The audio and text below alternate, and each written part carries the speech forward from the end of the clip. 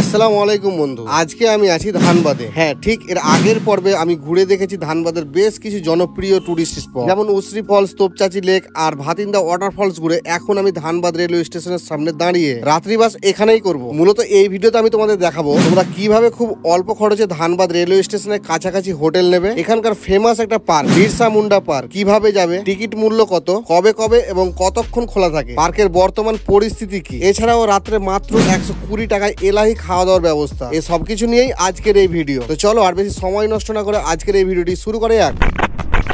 সময় এখন বিকেল 3টে। ধানবাদ সাইট সিন করে আমরা এখন ধানবাদ রেলওয়ে স্টেশনের সামনে। এখন সবচেয়ে গুরুত্বপূর্ণ কাজ হচ্ছে আমাকে একটা স্টেশনের খুব কাছাকাছি স্বল্প বাজেটের মধ্যে রুম খুঁজতে হবে। স্টেশন থেকে মাত্র মিনিট 2 হাঁটা পথে এই হোটেল রুম নিলাম মাত্র 560 টাকাতে। এই রুমটা আমি একটু পরে তোমাদের দেখাচ্ছি, তার আগে আমাদের একটা কাজ আছে। সেই কাজটা হচ্ছে এই ধানবাদের এখানেই কিন্তু বিরসা মুন্ডা পার্ক বলে একটা দারুণ পার্ক আছে, সেই পার্কটা দেখতে যাবো। এখানে বেশি দেরি করা যাবে না, কেননা সেই পার্কের কিন্তু বন্ধ টাইম হচ্ছে 5টা, আর 1 ঘন্টা মাত্র সময় আছে। যেতে সময় লাগবে 20-25 মিনিট মতো। দেখি চলো সেই পার্কটা ঘুরে আসি।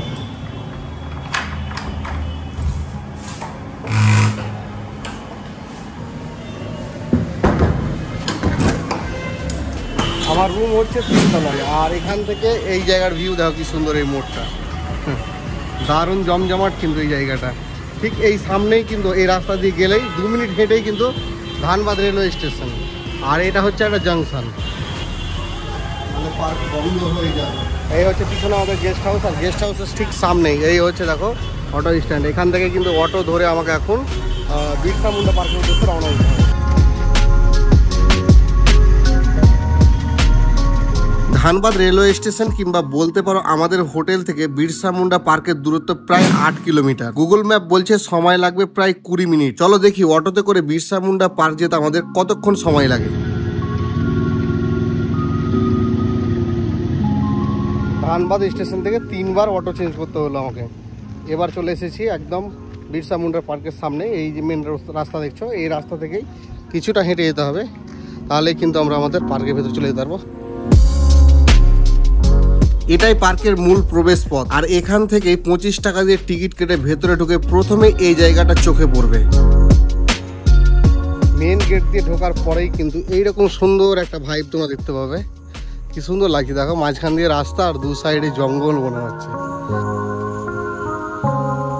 দেখো এদিকে হচ্ছে মেন রাস্তা, আর মেন রাস্তা দিয়ে একটুখানি হেঁটে এসেই কিন্তু এই দেখো এখানে একটা স্ট্যাচু আছে বিরসা মুন্ডা, আর ইনার নাম অনুসারেই কিন্তু এই পার্কের নাম হয়েছে বিরসা মুন্ডা পার্ক। পার্কের ভেতরে হেঁটে বেশ কিছুটা ভেতরে চলে এসেছি। এখানে হরার হাউস বলে একটা জায়গা আছে দেখাচ্ছে, এই জায়গাটা খুঁজতে খুঁজতে এলাম। দেখি এই হরার হাউসটা দেখবো একবার।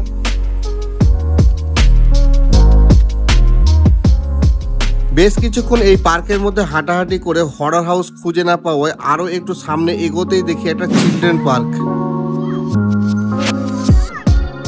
চিলড্রেন পার্কের পাশের রাস্তা রয়েছে প্রচুর ফুড স্টল, আর এই ফুড স্টলের রাস্তায় একটুখানি হেঁটে গিয়েই সামনে পাওয়া যাবে ওপেন জিম।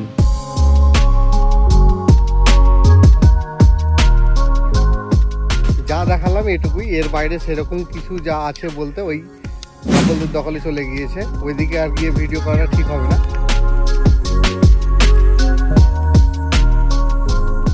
আর এই পার্কটি সকাল 9টা থেকে সন্ধ্যে 7টা পর্যন্ত প্রতিদিনই খোলা থাকে। চলো এবার এখান থেকে বেরিয়ে পড়ি, আর কিছু নেই।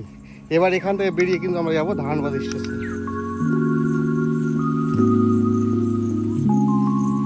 চলে এলাম মেন রাস্তার ধারেই, আর এখান থেকে এই যে অটোগুলো দাঁড়িয়ে আছে, এই অটো ধরেই কিন্তু এবার ধানবাদ স্টেশনের দিকে রওনা দেবো।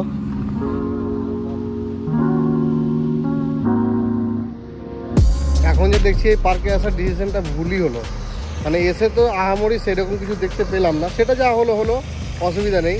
এখানে অটো স্ট্যান্ডে অটো 2টো আছে, আর টোটো 2-3টে আছে। রেসপন্স নেই কিছু। এখন প্যাসেঞ্জার হলে যাবে, কখন যাবে তার ঠিক নেই। দাঁড়িয়ে আছি মোটামুটি আধা ঘন্টা হয়ে গেল। এটাই হচ্ছে সমস্যা এই জায়গাগুলো, মানে যোগাযোগ ব্যবস্থা এতটাই মানে অনুন্নত। একদম ব্যাক সাইডে কিন্তু এই পার্কটা। 2000 years later. দীর্ঘ অপেক্ষার অবসান ঘটিয়ে অবশেষে 4 জন প্যাসেঞ্জার নিয়ে আমাদের অটো রওনা দিল ধানবাদ রেলওয়ে স্টেশনের দিকে।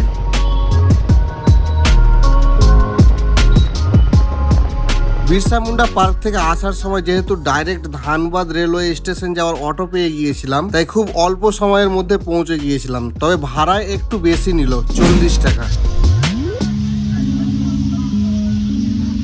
যাওয়ার সময় কাটা গিয়েছিলাম বলে 35 টাকায় চলে গিয়েছিলাম, না 25 টাকায় চলে গিয়েছিলাম। আর আসার সময় ভাড়া একটু বেশি লাগলো, 40 টাকা নিয়ে নিল। আর এখন দাঁড়িয়ে আছি গাড়ি পার্কিং এর এই জায়গাটায়। চলো এই স্টেশন এরিয়ার যে বাইরের দিকটা আছে, এই দেখো ব্যানার লাগানো আছে এই জায়গাটায়, তার বাইরে চলো। বাইরেই কিন্তু বেশিরভাগই ফুড স্টল গুলো আছে। স্টেশনের বাইরে প্রচুর ফুড স্টল আছে, তার মধ্যে সব থেকে বেশি আছে লিট্টি চোখার দোকান।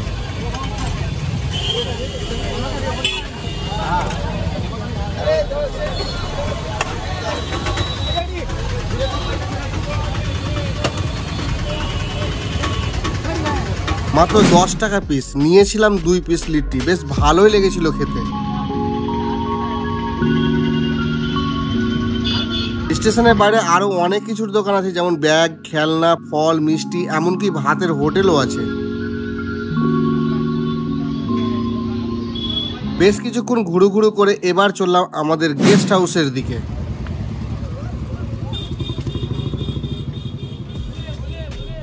এই দেখো এই হচ্ছে আমার আজকের বাসস্থান, আর ঠিক তার উল্টো দিকে এখানে একটা টি স্টল আছে। তাহলে এখানে 1 কাপ চা খেয়ে তারপরে একবারেই রুমে উঠে যাবো। 10 টাকা দিয়ে 1 কাপ সুন্দর চা খেয়ে আমরা এবার চললাম আমাদের বাসস্থানের দিকে।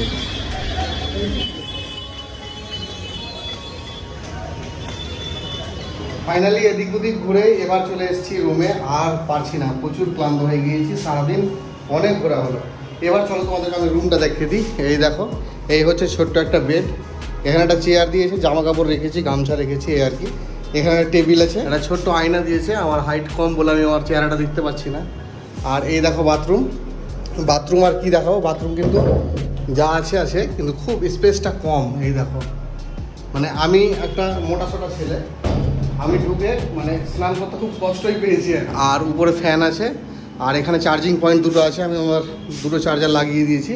আর এইখানে দেখো এই যে বোর্ডটা আছে না, এই বোর্ডে কিন্তু একটা কলিং বেল আছে। এই দেখো, এটা প্রেস করলেই কিন্তু রিসেপশনে খবর যাবে, রিসেপশন থেকে লোক আসবে। আর আরও একটা ব্যাপার তোমাদের আমি বলে রাখি, এদেরকে কিন্তু এখানে খাবারও অর্ডার দেওয়া যায়। আমি যখন উঠে উপরে আসছিলাম তখন ওদেরকে খাবার অর্ডার দিয়ে দিলাম।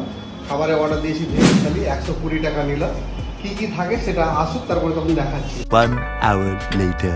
সময় এখন রাত প্রায় 8:30, আর আমি খাবার যখন অর্ডার দিয়েছিলাম তখনই বলেছিলাম যে 8:30 দিয়ে ডিনার দিলেই হবে।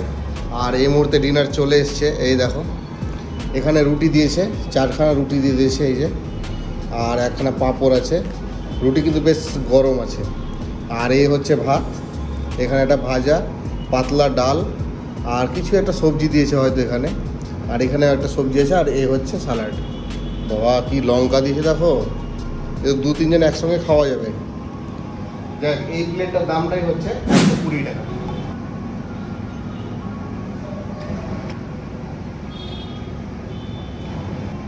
শুধু রুটি গরম, বাকি প্রায় ঠান্ডা। 2 moments later. খাওয়া দাওয়া কমপ্লিট।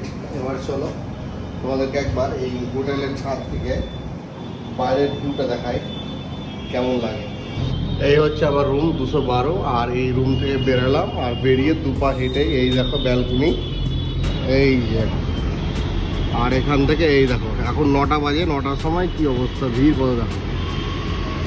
এই যে রাস্তাটা যাচ্ছে, এই রাস্তাটা সোজা চলে যাচ্ছে একদম স্টেশন থেকে। আর এইদিকে যে রাস্তাটা আছে, এটা আছে তোপচাচির দিকে। এদিকেই গিয়ে সেই বিরসা মুন্ডা পার্ক দেখে এসেছি।